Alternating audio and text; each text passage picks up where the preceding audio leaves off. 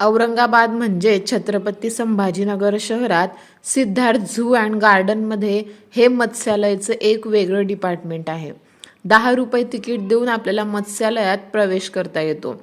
येथे वेगवेगळ्या आकर्षक रंगांचे आपल्याला मासे पाहायला मिळतात.